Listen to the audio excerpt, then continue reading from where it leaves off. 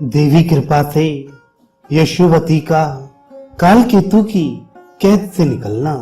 एक वीर ने कहा, वरान्नी, मुझे महान आश्चर्य तो यह हो रहा है कि उस दुराचारी काल केतु के नगर से तुम यहाँ कैसे आ सकी। मैं इसका रहस्य तुमसे सुनना चाहता हूँ। राजकुमारी का कथन है कि मेरे पिता ने है के साथ कन्यादान करने की बात निश्चित कर ली है। तुम्हारी यह उक्ति भी मुझे महान संदेहास्पद प्रतीत हो रही है। मेरा ही नाम राजा है। इस नाम के दूसरे कोई नरेश नहीं है। तुम्हारी सुंदर आंखों वाली सखी मेरे लिए ही तो नहीं कह रही है। शुभ्र भामनी, तुम मेरे संदेह को दूर करो। तदनंतर मैं उस अधम राक्षस को मारकर एकावली को अवश्य ले आऊंगा। सुव्रते, तुम यदि काल केतु का स्थान जानती हो तो उसे मुझे दिखा दो। एकावली के पिता राजा रैभ्य को तुमने यह समाचार बताया है या नहीं? राजकुमारी बड़ा ही कष्ट सह रही है। जिसकी ऐसी प्यारी कन्या का अपहरण हो जाए और वह जान ना सके, यह कितनी आश्चर्य तथा दुख की बात है।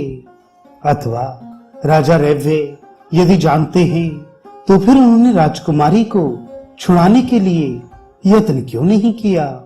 कन्या कारागार में कष्ट भोग रही है, ये जानकर राजा कैसे स्थिर बैठे हैं? वे शक्तिहीन तो नहीं हो गए हैं? सुव्रती, तुम शीघ्र इसका कारण बताने की कृपा करो। अब मेरे हृदय में यह अभिलाषा जाग उठी है कि मैं उस सुंदरी को अत्यंत संकट से छुड़ाकर कब सुखी देखूं। मैं तुमसे सुनना चाहता हूँ, काल केतु की अत्यंत दुर्गम नगरी में जाने का क्या उपाय है?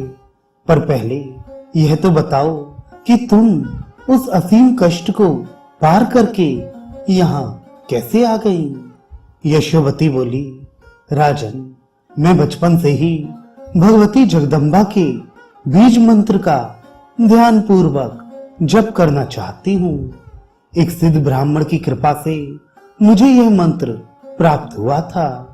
राजन, मैं जब काल केतु के बंदी गृह में थी तब वहां मैंने इस बीज मंत्र का चिंतन आरंभ कर दिया। यूं तो प्रचंड पराक्रम वाली देवी चंडी का आराधन मैं निरंतर करती ही रहती हूँ। उपासना करने पर भगवती बंधन से मुक्त कर देंगी, यह निश्चित है।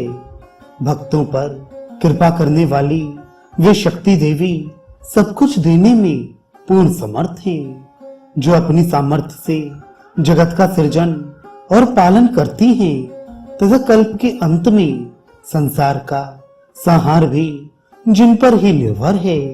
वे भगवती निराकार और निराश्रय है।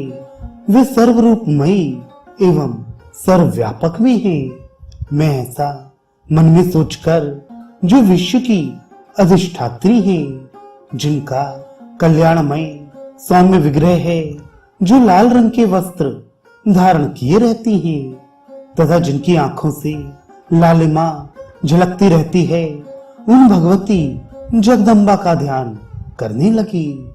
मन ही मन भगवती के उक्त रूप का स्मरण करके मैं बीज मंत्र का जप करने लगी। समाधि लगाकर देवी की उपासना में 1 महीने तक मैं बैठी रही। फिर तो मेरी भक्ति से संतुष्ट होकर भगवती चंडिका ने स्वप्न में मुझे दर्शन दिए।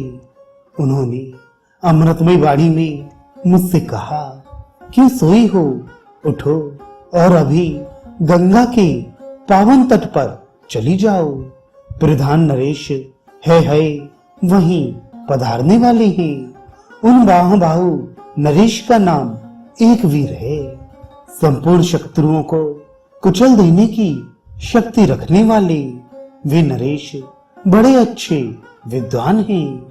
मुनिवर दत्तात्रेय ने मेरे बीज मंत्र का उन्हें भली भांति अभ्यास करा दिया है। अतः अपार भक्ति के साथ राजा एक वीर मेरी उपासना में निरंतर लगे रहते हैं। उनके मन से मैं कभी अलग नहीं होती। वे सदा मेरी पूजा में संलग्न रहते हैं। संपूर्ण भूतों में एकमात्र मुझे ही देखना उनकी निश्चित धारणा है। मेरी उपासना के सिवा और वे कुछ जानते ही नहीं। उन्हीं महापति भूपाल के द्वारा तुम्हारा संकट दूर होगा। भगवती लक्ष्मी उनकी माता हैं। घूमते हुए गंगा के तट पर आकर वे तुम्हारे रक्षक बन जाएंगे। उन राजा एक वीर के हाथों काल केतु मृत्यु का ग्रास बन जाएगा और माननीय कावली बंधन से मुक्त हो जाएगी। तत्पश्चात संपूर्ण शास्त्र के पारगामी उन्हीं सुंदर राजकुमार के साथ एकावली के विवाह की व्यवस्था तुम करवा देना। इस प्रकार स्वप्न में मुझसे कहकर देवी अंतर्धान हो गई और मेरी भी नींद तुरंत टूट गई। तदनंतर स्वप्न की सारी घटना तथा देवी की आराधना की बातें मैंने राजकुमारी एकावली को कह सुनाई।